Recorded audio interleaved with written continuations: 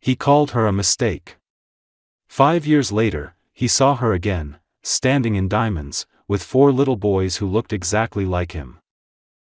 He remembered the night he threw the words at her as if they were nothing more than a weapon, something sharp and careless, something meant to push her out of his perfectly ordered world. "You're a mistake." It had left his mouth before he even understood the damage he was choosing, but by then it was too late, and the echo of it chased her out of his penthouse, down the elevator, and out of his life altogether. Adrian Cole was known for many things: his empire of tech companies, his unmatched wealth, his razor-sharp instincts in business, but self-control was not one of them when it came to fear. And Beverly had frightened him more than he ever admitted. Not because she was dangerous, but because she was real. She brought warmth into a world he had built out of steel and ice, and he hadn't known how to hold something soft without breaking it. He had destroyed what they had with a single sentence, and she had vanished before dawn. 5 years later, he still remembered the exact way she looked at him in that moment, her brown eyes wide, wounded, unbelieving. She hadn't cried in front of him, and that somehow made it worse. Adrian had expected tears or at least anger, something loud that would match the storm inside his chest. But Beverly had simply gone still, like a flame cupped by shaking hands, flickering but refusing to go out. When she walked away, there was no dramatic goodbye, no pleading from either of them. Only silence, heavy and suffocating. He told himself for months afterward that she was better off without him, that he would only ruin her life if she stayed. But the truth was simpler and uglier: he had been a coward who believed that pushing her away would make the consequences disappear. His life continued, at least on paper. The world called him brilliant, envied his success, praised his discipline. Interviews, boardrooms, charity events, he lived inside the structure of a life that suited him, or so he claimed. But Beverly lingered like a shadow he could never fully escape. Her laughter haunted the corners of his penthouse.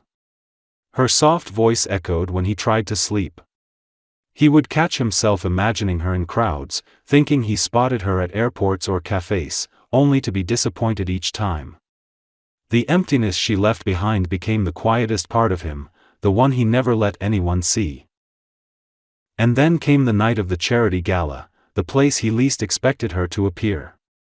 It was an event meant to raise funds for children's hospitals, an evening of glittering gowns, polished speeches, and polite smiles. He arrived as he always did, with photographers calling his name and guests rushing to greet him. His suit was perfectly tailored, his expression calm, his hands steady. On the outside, he looked exactly like the man he had been for years.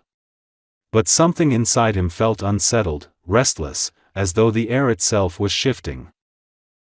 The ballroom shimmered with golden lights and crystal chandeliers. Conversations blended into a soft hum, violins played in the background, and servers weaved between guests with silver trays. Adrian walked through the room with the quiet confidence expected of him, but he didn't linger in conversations. It felt like his mind was elsewhere, tugged by a strange intuition he couldn't explain. He was standing near the stage when he saw a little boy run across the room, brown hair, blue eyes sparkling with mischief. The child nearly collided with a server, laughing as he darted past. Adrian would have ignored it if another boy who looked exactly the same hadn't followed. And then another. And then a fourth.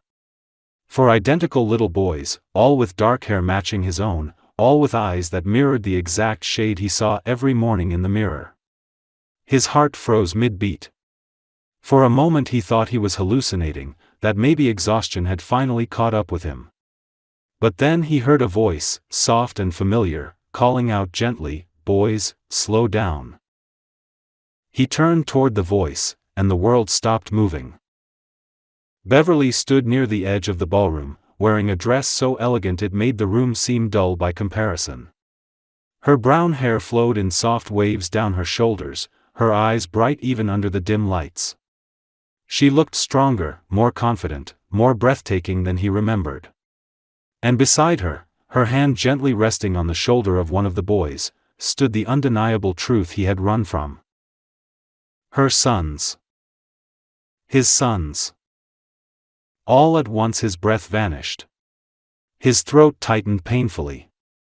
The music faded, the chatter dissolved, and all he could hear was the pounding of his own heart.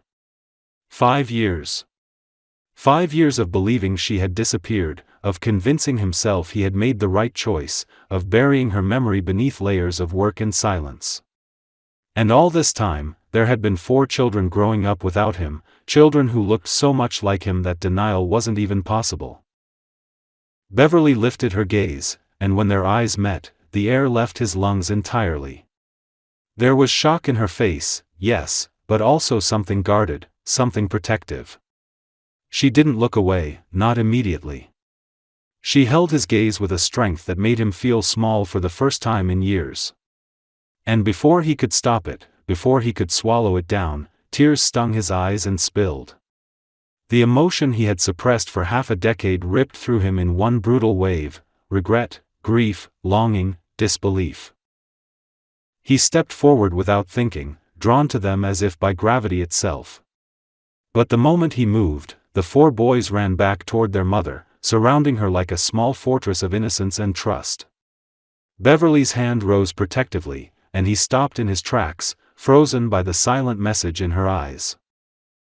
He had once called her a mistake.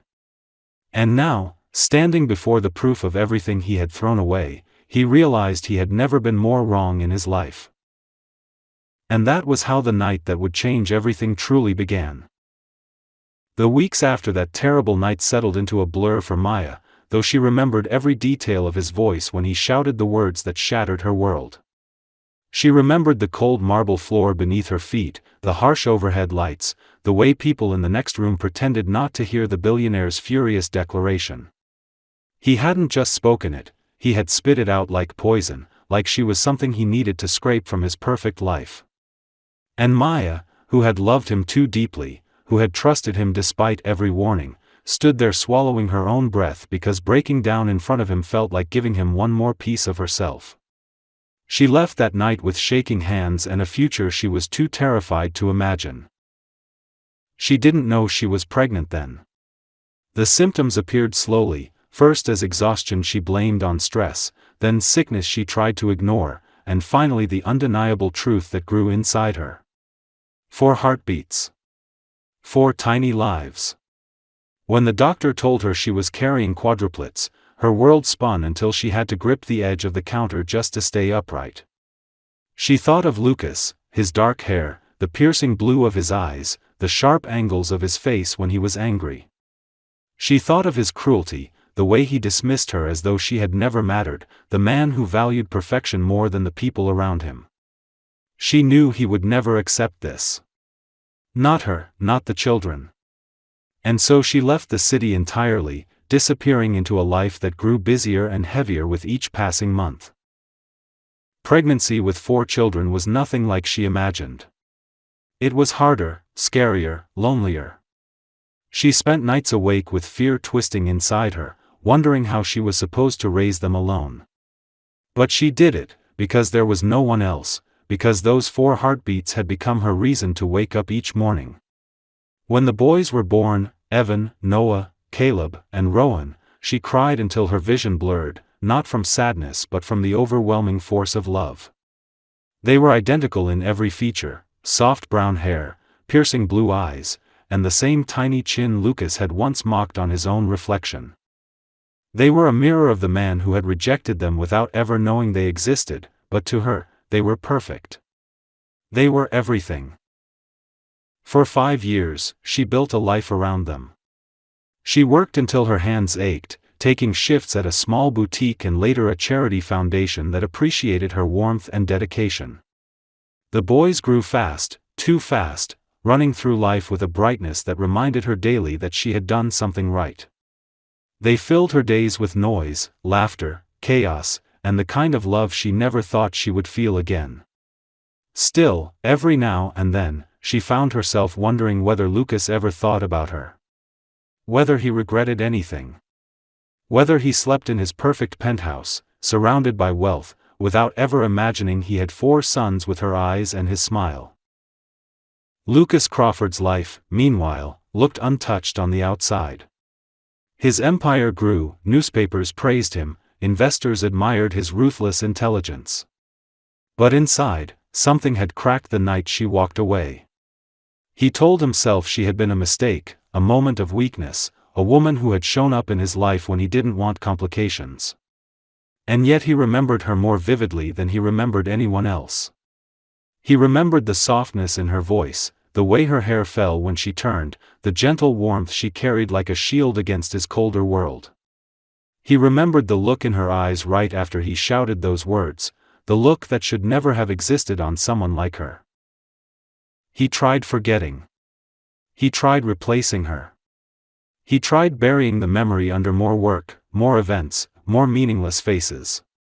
But nothing dulled it. For 5 years, he lived in the shadow of a mistake he would not allow himself to name. A mistake he believed was hers, not his. A belief he clung to because the truth, that he had destroyed the one person who had ever seen good in him, was too heavy to bear. Then came the charity gala. He attended because he had to, not because he wanted to. The ballroom glittered with crystal chandeliers and gold fabric, the kind of excessive luxury that normally comforted him. But that night, he felt restless, pacing through the crowd with a drink he never touched. People greeted him, flattered him, clung to him with greedy smiles, but he barely heard them. Something felt different, charged, the kind of strange tension in the air that precedes a life-changing moment. He noticed a woman across the room wearing a soft gold dress that made her look like she had stepped out of a painting. Her posture was graceful, her hair falling in warm curls, her profile delicate yet strong. But there was something more, something painfully familiar. When she turned, he forgot how to breathe. Maya. The world fell away. The room went silent. The floor tilted. And then he saw them, 4 boys standing beside her, identical, holding her hands or clinging to her dress, all with his hair, his eyes, his face. The drink slipped from his fingers and shattered on the floor, unnoticed. His throat closed, his vision blurred, and before he could stop himself, tears spilled down his cheeks. Lucas Crawford, the man who never cried, the man whose emotions were locked behind iron walls, stood motionless as raw shock and grief and love tore through him all at once. The realization hit him with brutal force. He hadn't just pushed away the woman he could have loved. He had abandoned a family he didn't know he had. And when Maya finally lifted her eyes to meet his from across the shimmering room, he knew instantly that nothing about his life would ever be the same again. He had spent the entire night imagining how he would face her again, yet no amount of preparation could have braced him for the reality that crashed into him the moment their eyes met. After leaving the charity gala early the previous evening, Daniel Hale had sat awake until sunrise, replaying everything he'd witnessed as if the truth might somehow change if he stared at it long enough. But the truth didn't bend. It stood there in front of him, 4 identical boys with his hair, his eyes, his unmistakable features, and the woman he had once loved more fiercely than anything, dressed in silver, shining even brighter than the chandelier above her. The sight had shattered him so deeply that the shock hadn't even felt like pain at first. It was numbness, pure and absolute, followed by a wave of grief so sharp he hadn't been able to breathe. He spent the early morning pacing across the polished floor of his penthouse, the city skyline stretching endlessly outside the glass walls. For the first time in years, the view gave him no comfort. His reflection in the glass looked foreign, eyes hollow, shoulders tense, jaw clenched as if he were fighting invisible ghosts. In some ways, he was.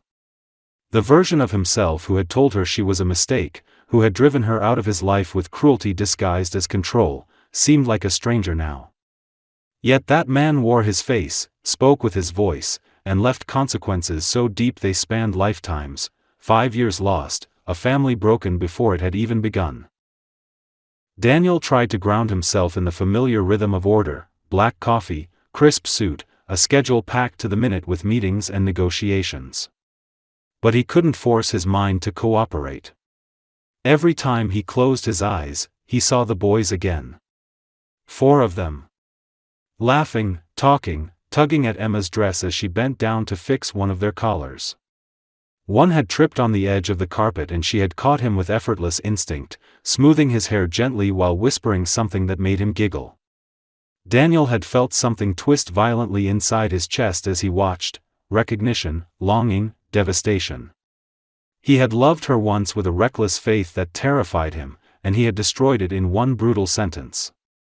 Now he realized that the 5 lives standing beside her should have been part of his world from the beginning.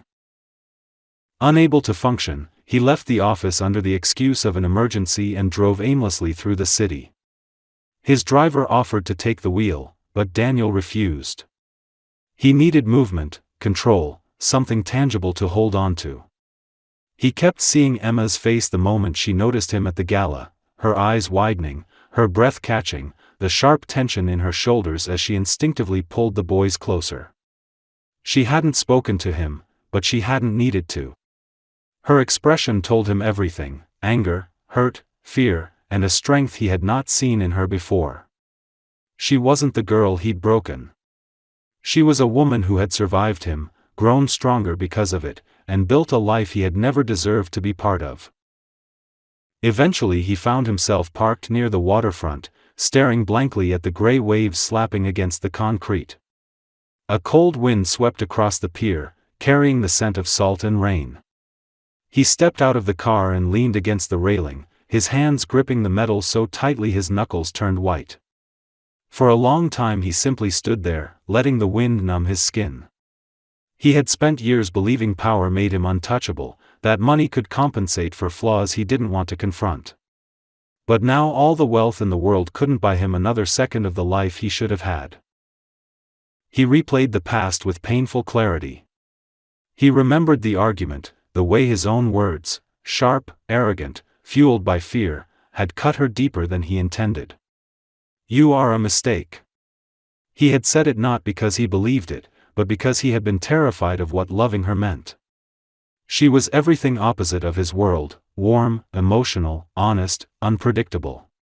She didn't fit into the blueprint his family had written for him, and instead of fighting for her, he had abandoned her to protect himself. That single moment had changed everything. He had no idea she was pregnant when she left. He didn't look for her. He didn't try. He convinced himself she'd move on quickly, that she was better off without him, that whatever they'd shared wasn't love but a fleeting mistake. Only now did he understand that the biggest mistake had been believing any of that. A seagull shrieked overhead, breaking him from his thoughts. Daniel exhaled shakily and dragged a hand through his hair. He knew what he needed to do, but the weight of it pressed down on him. Seeing them once had destroyed his composure. Seeing them again, facing her, facing 4 children who looked like him, children who had grown without a father, would demand a strength he wasn't sure he had anymore. But doing nothing was no longer an option. The sight of those boys had awakened something inside him he hadn't known he was capable of: real, raw love.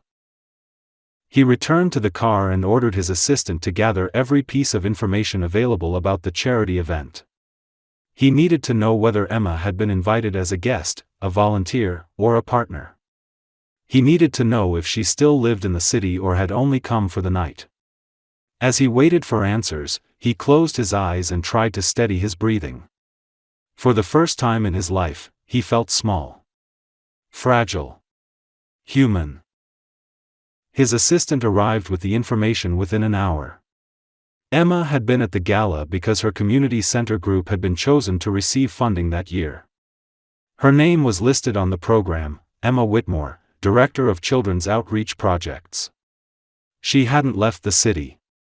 She had been here all along, building a life only a few miles from him while he convinced himself she was gone forever. Daniel stared at the paper until the words blurred. Then he folded it carefully and put it inside his coat. There was no going back. The only path left was forward, and it would be the hardest road he had ever walked. He had hurt her once in a way that could never be erased.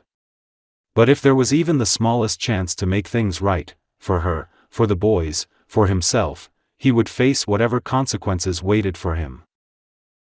For the first time in years, Daniel Hale felt something close to hope. Fragile, trembling, but unmistakably alive. The charity gala at the Rosemont Hotel had always been an evening of polished masks and polite lies, but that year something in the atmosphere felt heavier, as if the chandeliers themselves trembled with unspoken tension. People whispered about stock markets, mergers, and scandals dressed in silk, and in the center of it all stood Nolan Hayes, the billionaire whose presence alone shifted the tone of the room.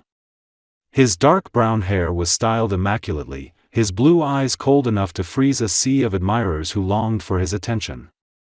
His suit, tailored within an inch of perfection, clung to him as if it feared to disappoint him too. He walked through the hall like a storm contained in a human body, speaking to donors with rehearsed charm, shaking hands, offering a practiced smile that never reached his eyes. Tonight he was even less present than usual, distracted by something his colleagues couldn't name. For weeks, Nolan had been tense, volatile, impatient with everyone, even with himself. He had thrown himself into work, into deals, into anything loud enough to silence the echo of the past he had spent 5 years trying to forget. 5 years since the night he had said it. 5 years since he had destroyed the only thing that had ever felt real. 5 years since he had looked into the eyes of the woman he claimed not to need and shouted a sentence he could still hear in nightmares. "You're a mistake." He had told himself it was necessary, that she had been pulling him away from the path his family built for him. He convinced himself that love was a distraction and vulnerability a weakness. His parents had applauded his decision, calling her dangerous for his reputation, and Nolan, young and proud and desperate for their approval, believed them, or pretended to. But none of that mattered now. Because the further he ran from the past, the sharper it clawed at him, whispering her name at the worst possible moments. He was about to step onto the stage to give his speech when the crowd shifted.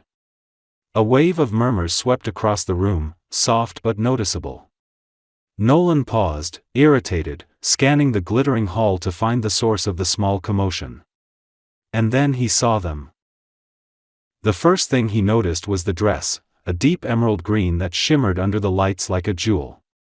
It hugged her waist gently and fell in soft folds to the floor. Her brown hair cascaded in loose waves, her brown eyes warmer and more luminous than he remembered. She looked stronger, softer, and heartbreakingly beautiful, as if time had shaped her while he had remained frozen in his own mistakes.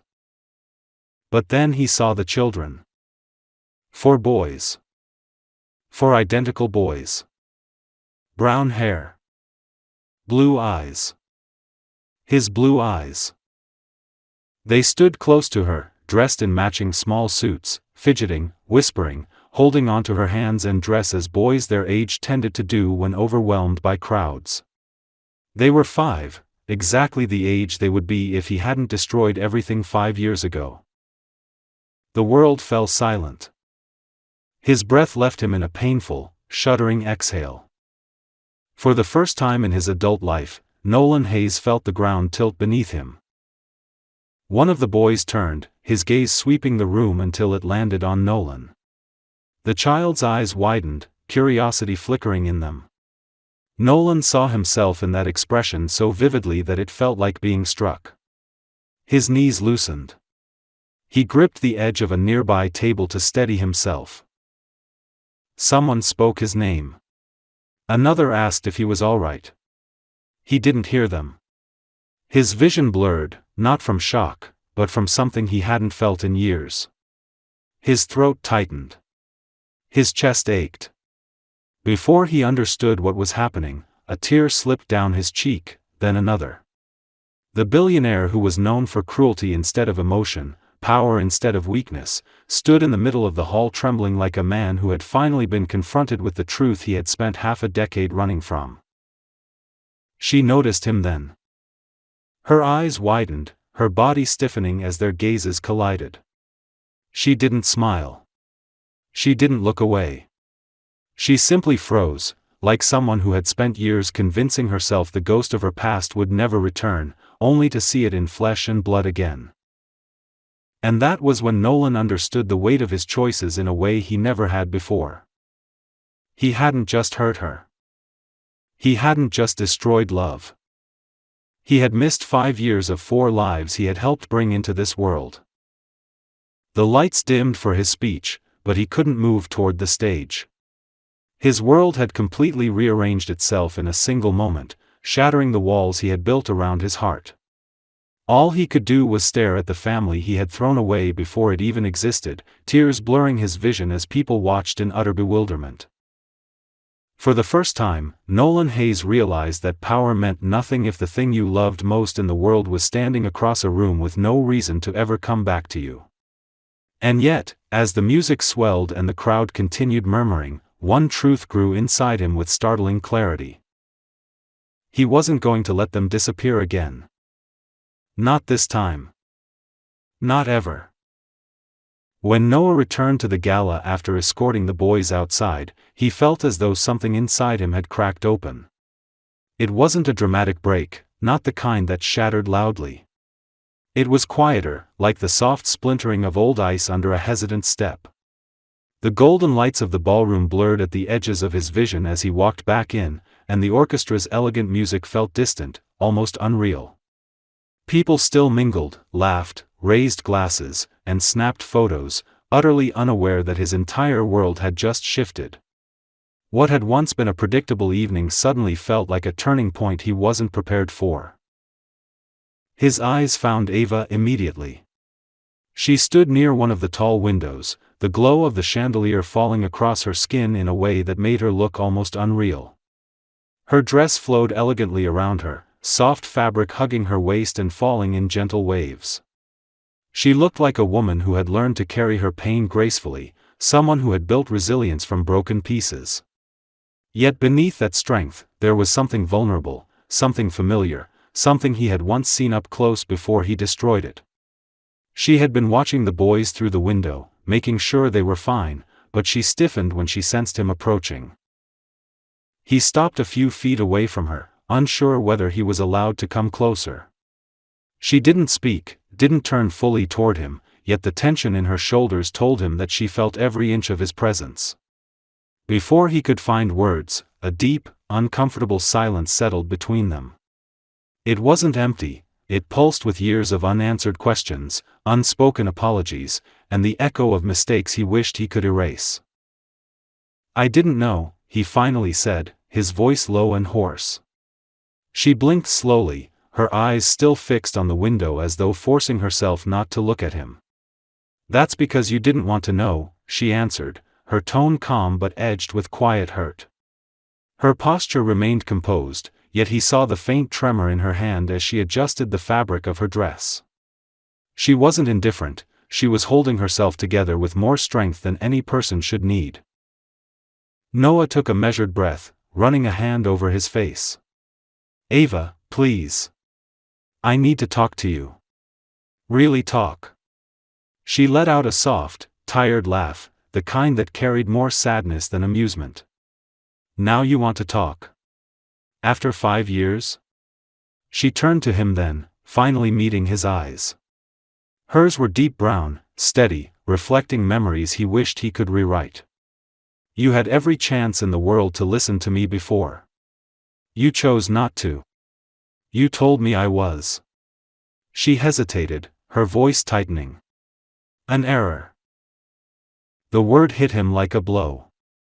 Hearing it from her lips, soft, quiet, and painfully honest, made his chest constrict.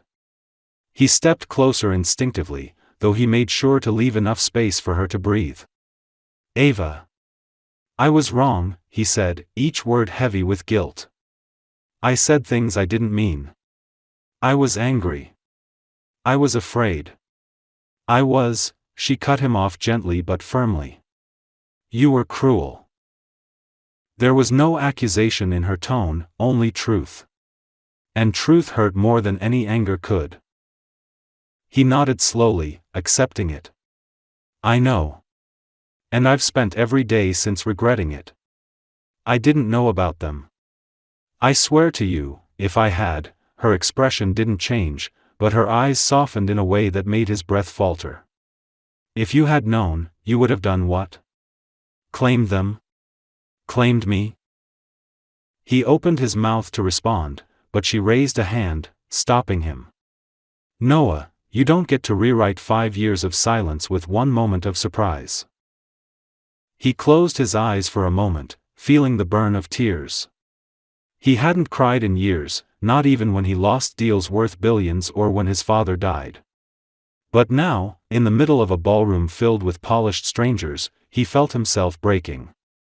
He turned away slightly, wiping his face quickly, hoping she hadn't seen, but of course she had. Ava exhaled softly, the kind of sigh that wasn't impatient, but weary. "Why are you crying?" she asked quietly. He shook his head, trying to steady himself. "Because I looked at them," he whispered, "and for the first time since you left, I saw something good in me. Something I didn't destroy." Ava's gaze flickered, her expression melting for a fleeting moment before she caught herself.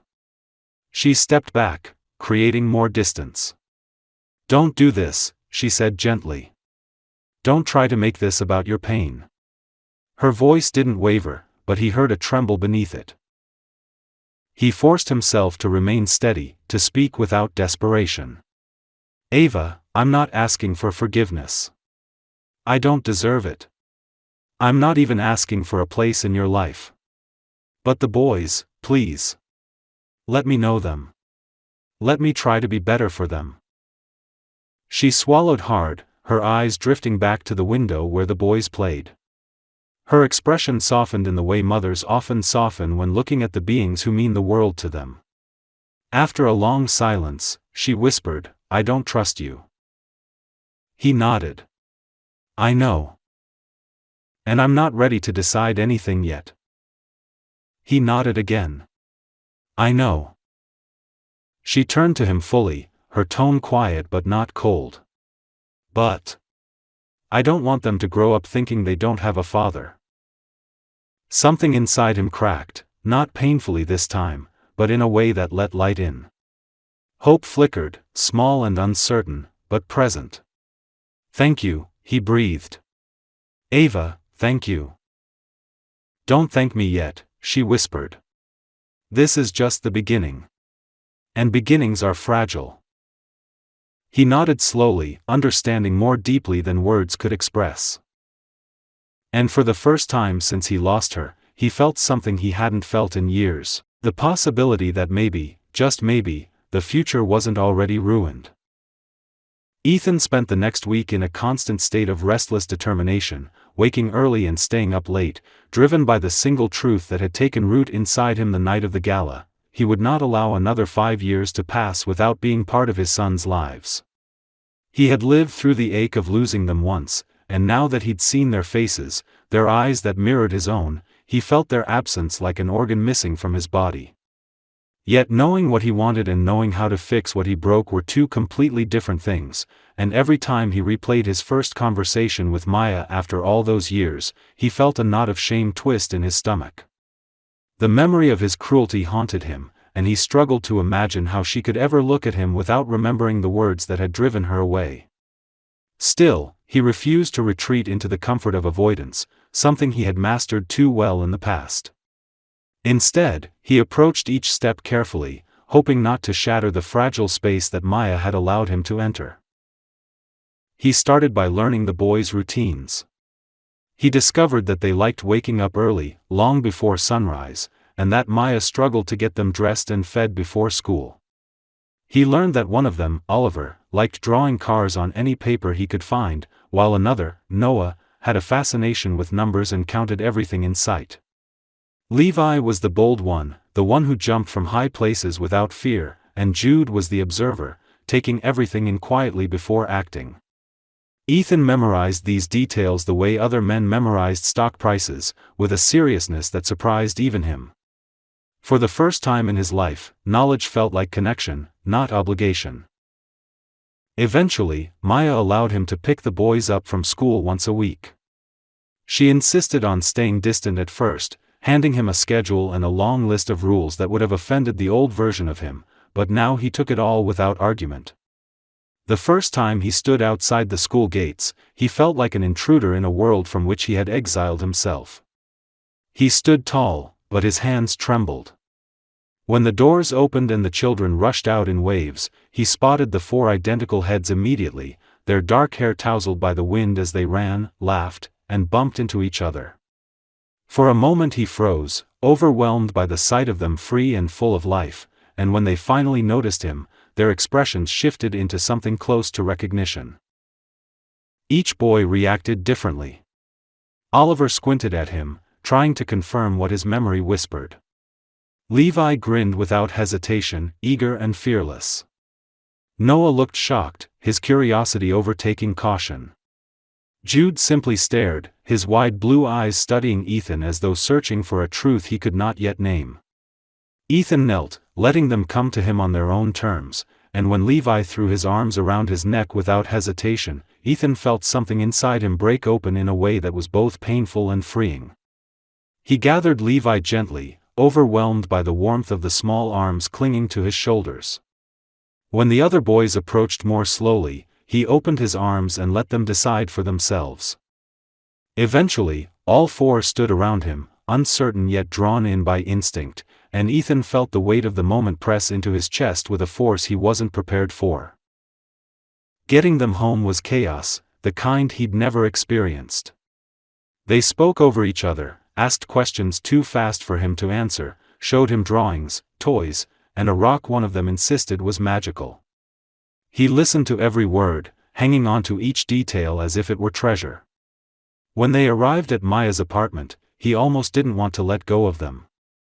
Maya watched from the doorway, her posture guarded, her arms crossed lightly, but there was something softer in her eyes, something she hadn't allowed him to see in years. Later that evening, after she put the boys to bed, Ethan returned with a bag of groceries. Maya stared at it, confused and a little suspicious. He explained that he wanted to help in practical ways, not as a performance but because it mattered. She hesitated but let him in. As they cooked together, something so normal, so painfully domestic, Ethan found himself immersed in a calm he hadn't felt in years. Maya moved around the kitchen effortlessly, the warmth of the small space wrapping around them like a memory he tried not to hold too tightly. For a brief moment, he almost reached for her hand but stopped himself, afraid of breaking the quiet trust forming between them. After dinner, they shared tea at the small kitchen table while the city hummed quietly outside the window. For the first time since their reunion, Maya allowed herself to look at him without bitterness or fear. She studied him carefully, noting the subtle changes, the way he listened instead of interrupting, the way he paused before speaking, the way there was no longer cold steel behind his eyes but something vulnerable, open, and deeply human. She said softly, "They're still confused." He nodded. "So am I." Her gaze dropped to her hands. "Ethan, they've only ever had me. Their world has been small, predictable, safe. I won't let anything disrupt that." "I don't want to disrupt it," he said quietly. "I want to expand it." The word surprised her. She lifted her gaze, searching his face to see if he meant it. He held her gaze steadily, and she found no trace of the cruelty she once associated with him. This version of Ethan wasn't the cold billionaire who had shouted at her, who had called her a mistake, who had chosen pride over love.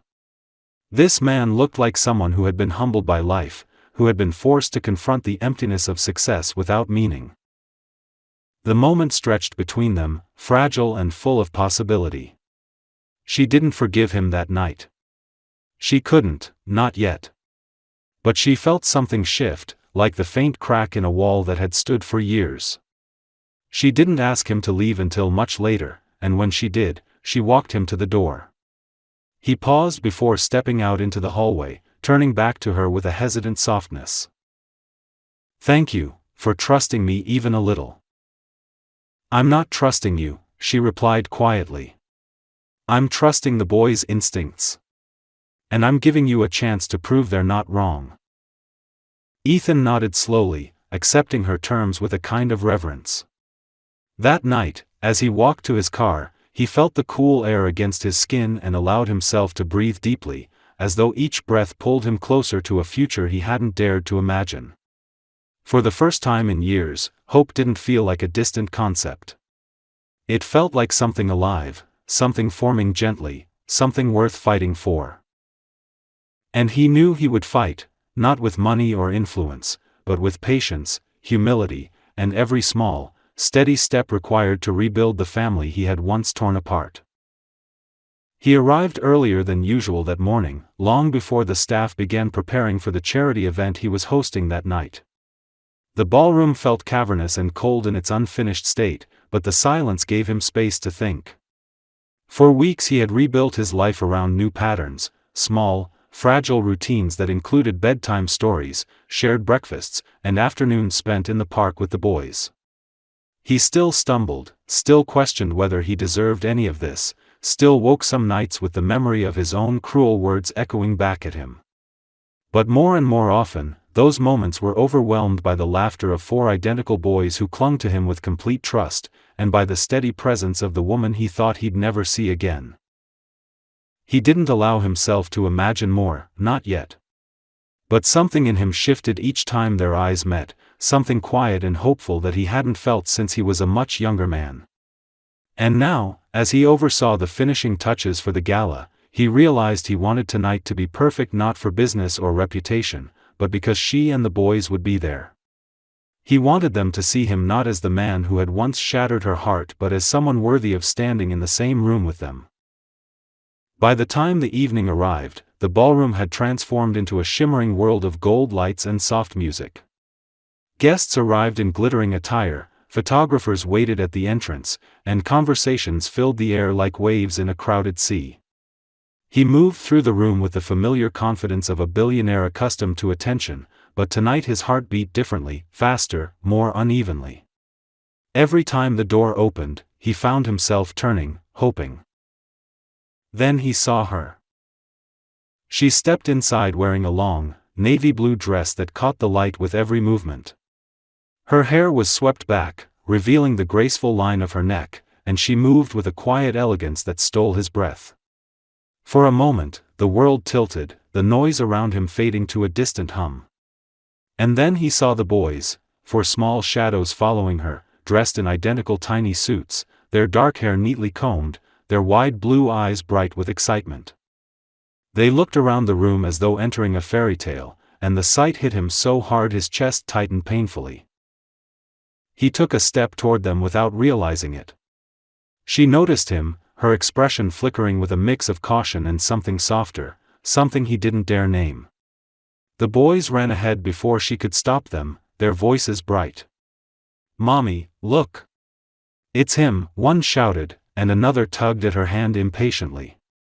"Can we say hi?" She gave a reluctant nod, and within seconds they were at his side, all talking at once, asking questions, showing him the little badges the event hostess had given them. He knelt to their level, feeling something warm and overwhelming rise in his chest as they surrounded him. "You all look very handsome," he said, adjusting a crooked bow tie on one of them. The boy grinned proudly, leaning into his touch as though it were the most natural thing in the world. When he finally looked up at her, she was watching the four of them with an expression he couldn't quite decipher. Pride. Fear. Hope. A storm of emotions she tried to hide behind a guarded smile. He rose to his feet slowly, his pulse quickening. "Thank you for coming," he said. She nodded, her voice quiet. They were excited.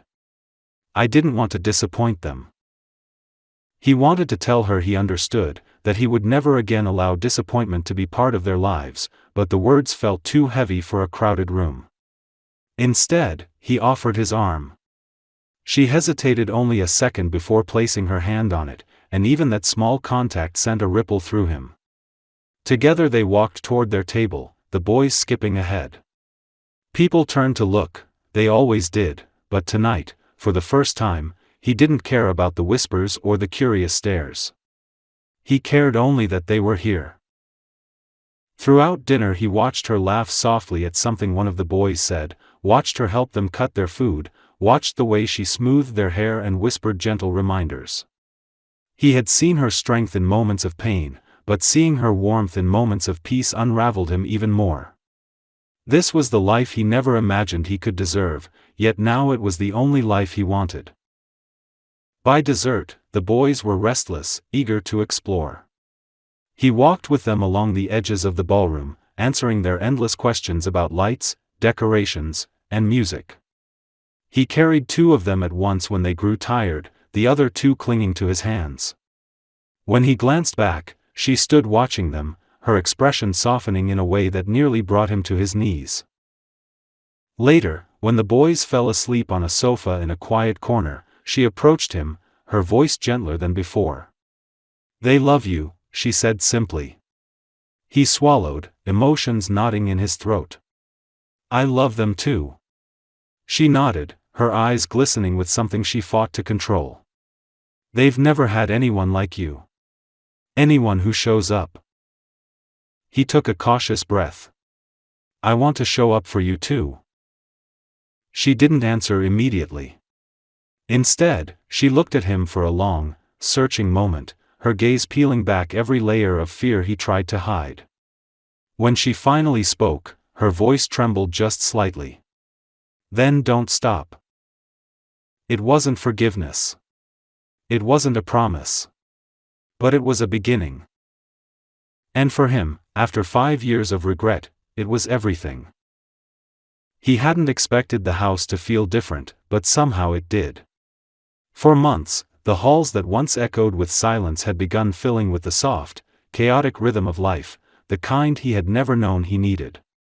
Toys that belonged to 4 little boys appeared in corners of his once perfectly sterile mansion, tiny jackets hung beside his tailored coats in the entryway, and children's drawings cluttered the refrigerator that used to display nothing but a minimalist calendar. Even the air felt warmer. For years, Alexander Cole had lived surrounded by marble, steel, and the quiet hum of wealth.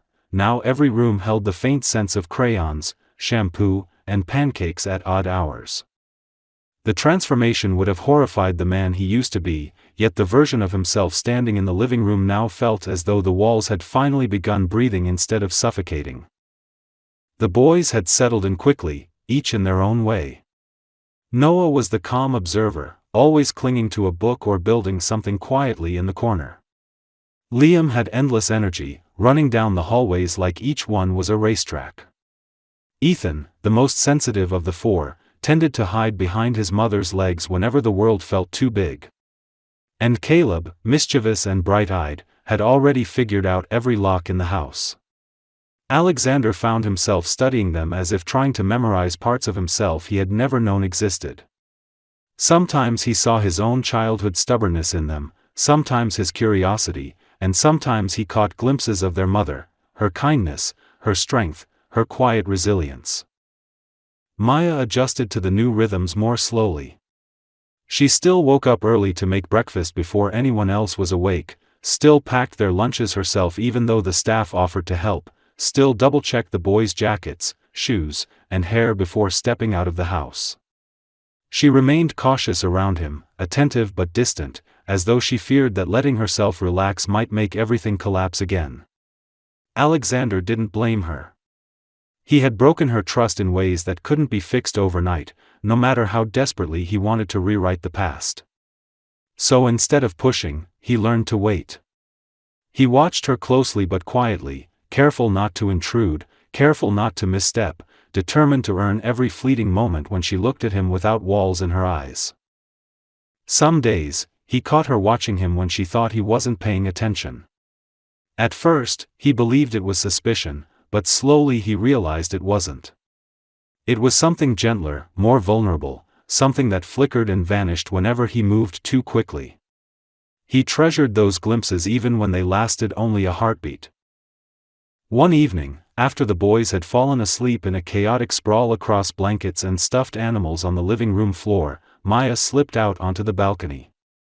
The city glittered beneath her, the night cool enough that she wrapped her arms around herself as she leaned on the railing. Alexander followed her quietly a few minutes later, unsure whether she wanted company but unwilling to let her stand alone in the chill. She didn't turn when he stepped outside, but she didn't walk away either, and that small allowance felt like a gift. For a moment, neither of them spoke. The air between them carried the distant hum of traffic and the softer, steadier rhythm of two people learning how to fit into each other's worlds again. He stood beside her but kept a respectful distance, waiting until she finally broke the silence. "It still feels unreal sometimes," she said softly, her gaze lost somewhere in the glittering skyline. "Being here. Watching them call this place home." He nodded, his voice quiet when he answered. "It feels unreal to me too. Not because I never imagined it, but because I never believed I deserved it." She turned her head slightly, studying him, and he felt the weight of her gaze like a test he didn't dare fail. "People don't change overnight," she said. "And I'm still afraid. Afraid of believing too quickly. Afraid of giving the boys something only to have it taken away." He inhaled slowly, not flinching from the truth she laid bare. "I can't undo what I've done," he said. "But I can choose what kind of man I am from this point on. Not for appearances, not for pride, but for them. And for you, if you ever allow it. I'm here.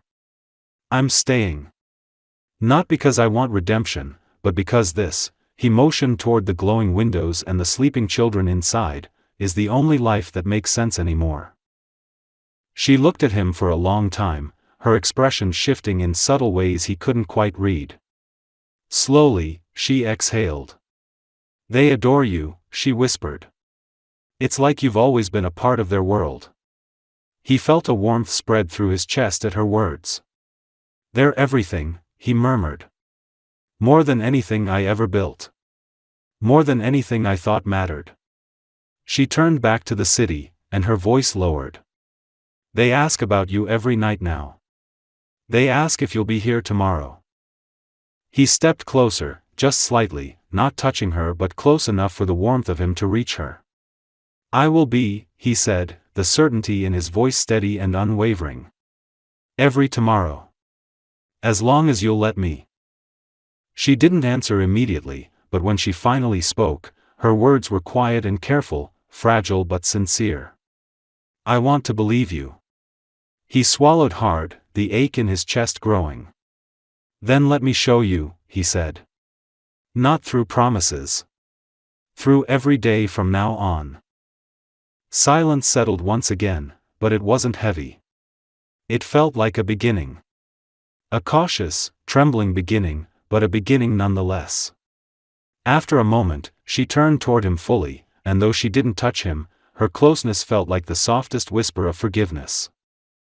The door behind them slid open, and 4 small voices called out sleepily, tangling the night with warmth. Noah rubbed his eyes, Ethan tugged at his pajama sleeve, Caleb peeked around the doorway, and Liam rushed forward with half-asleep excitement. "Mommy. Daddy's gone?" Liam mumbled. Alexander went still at the word, unable to process it at first. Maya's breath caught, and she looked down at her son. "Sweetheart, he's right here," she said gently. Liam looked up at Alexander, his blue eyes shining with trust so pure it nearly broke Alexander's composure.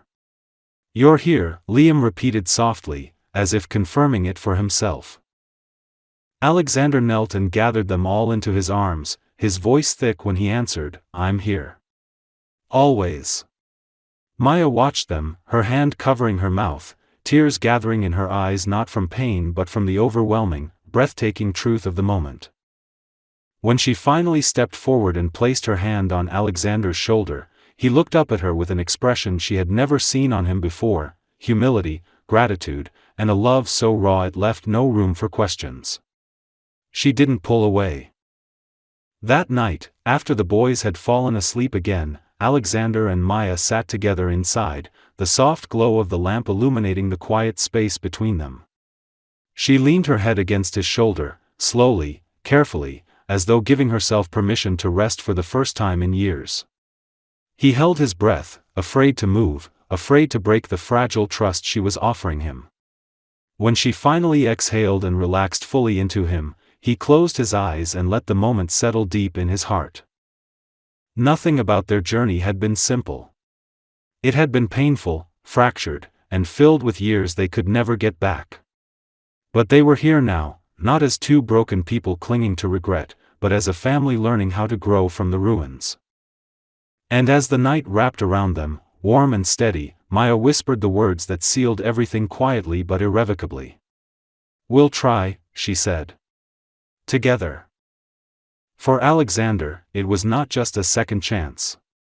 It was the life he had once thrown away, returned to him in the most unexpected and miraculous form. And this time, he wasn't going to lose it. Not ever again.